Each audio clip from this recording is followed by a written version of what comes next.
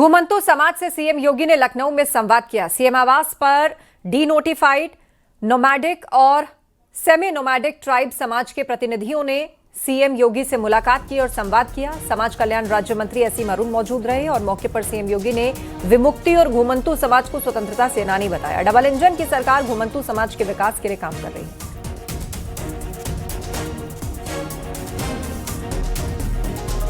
के लक्ष्य तक पहुंचाने के लिए सिचुएशन का लक्ष्य का मतलब सभी योजनाओं से उन्हें लाभान्वित करते हुए उनके जीवन को स्तर को उठाने का प्रयास भी करेगा।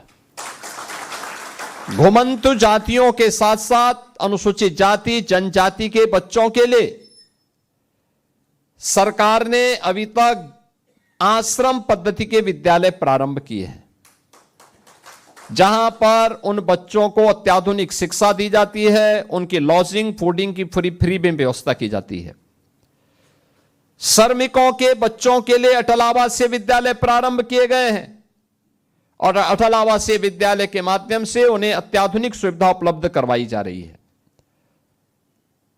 पहली बार हुआ है कि श्रमिक के बारे में, स्ट्रीट वेंडर के बारे में, छात्रों के बारे में, युवाओं के बारे में, विमुक्ति जातियों के बारे में। ये विमुक्ति जातियां, इनको कोई क्रिमिनल ट्राइब नहीं कह सकता, बल्कि ये विमुक्त जातियां वे हैं जो भारत के स्वाधीनता संग्राम सेनानी हैं।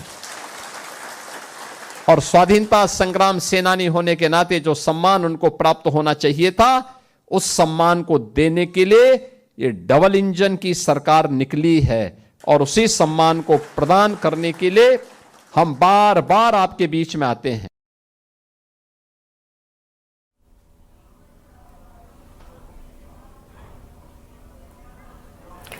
घुमंतु समाज को संबोधित करते हुए सीएम योगी ने कहा कि जनता हमारे लिए जनार्दन है, हम उसकी पूजा करते हैं। जनता हमारे लिए वोट बैंक नहीं है, बिना भेदभाव के योजनाओं का लाभ सबको दे रहे हैं।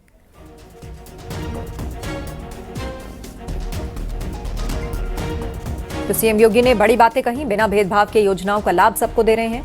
यूपी में ट्राइबल म्यूजियम का निर्माण किया गया है। जनता हमारे लिए वोट बैंक नहीं है, हमने जनता की सेवा की है, जनता की हमने पूजा की है, ये कहा सीएम योगी ने। यूपी में मोदी जी जो बार बार कहते हैं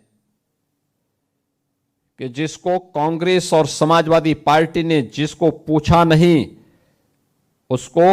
हमने उसको बुला करके उसकी पूजा की है, इस सम्मान देकर के उसको पूजा की है। क्योंकि हमारे लिए जनता केवल वोट बैंक नहीं है। बिना भेदभाव के भारत के लोकतंत्र के अंदर हर जनता को शासन की सुविधा का लाभ मिलना चाहिए। इसके लिए हमने जनार्दन के रूप में उसको सम्मान दिया है, उसकी पूजा की है।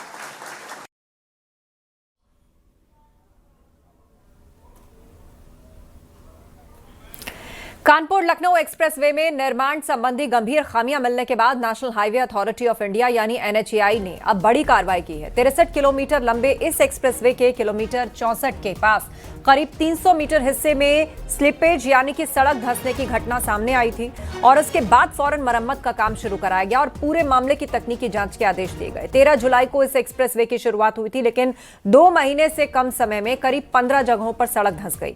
एक्सप्रेसवे के क्षतिग्रस्त हिस्से की मरम्मत का पूरा खर्च, जो फिलहाल करीब 3 करोड़ रुपए आंका गया है, निर्माण कंपनी को ही अपने खर्च पर करना होगा और इसका कोई वित्तीय बोझ एनएचएआई पे नहीं आएगा।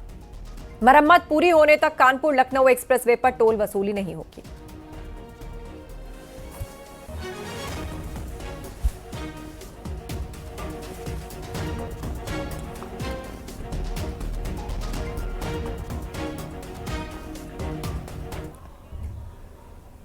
उन्नाव में कानपुर लखनऊ एक्सप्रेसवे की गुणवत्ता को लेकर शुरू हुआ विवाद अब सियासी रंग ले चुका है। सपा के राष्ट्रीय अध्यक्ष अखिलेश यादव ने एक्सप्रेसवे की मरम्मत का वीडियो सोशल मीडिया पर शेयर करके बीजेपी पर हमला बोला। अखिलेश यादव ने सवाल उठाया कि जिस सड़क का उद्घाटन कुछ ही दिन पहले हुआ, उसे इतनी जल्दी मरम्मत की जरूरत क्यों पड़ी। इतना ही नहीं, मरम्मत के दौरान सड़क को सुखाने के लिए लगाए गए पंखों को हास्यास्पद बताया गया।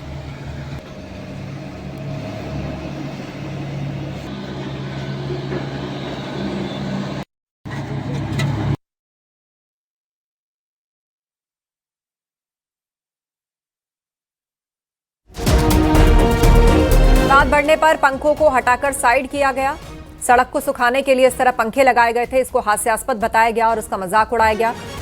एक्सप्रेसवे धंसने का विवाद पूरी तरह सियासी रंग ले चुका है। इसके धंसने और मरम्मत पर सवाल उठे।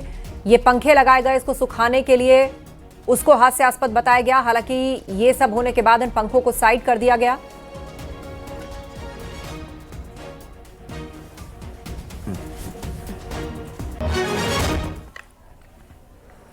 डिप्टी सीएम ब्रजेश पाठक ने अखिलेश यादव पर हमला बोला। ब्रजेश पाठक ने कहा कि समाजवादी पार्टी अराजकता, गैर लोकतांत्रिक है और जनेश्वर मिश्र के सिद्धांतों से भटक गई है। पार्टी का और अपने हाल की चिंता करें।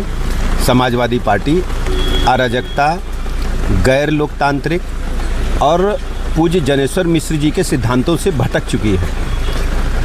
पूज्य जनेश्वर मिश्र जी ने कहा था कि जब सदन चल रहा हो तब लोकतांत्रिक प्रक्रिया के तहत जनता की आवाज़ को सदन में उठाना चाहिए। समाजवादी पार्टी पूरी तरह से पूज्य लोहिया जी और पूज्य जनेश्वर मिश्र जी के सिद्धांतों से भटक चुकी है।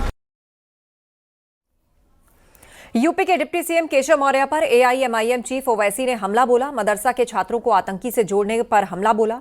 आर्टिकल 30 हर अक़लियती बरादरी को अपनी पढ़ाई का हक देता है। ये बेहद शर्मनाक है कि एक डिप्टी सीएम ऐसी भाषा का इस्तेमाल कर रहे हैं।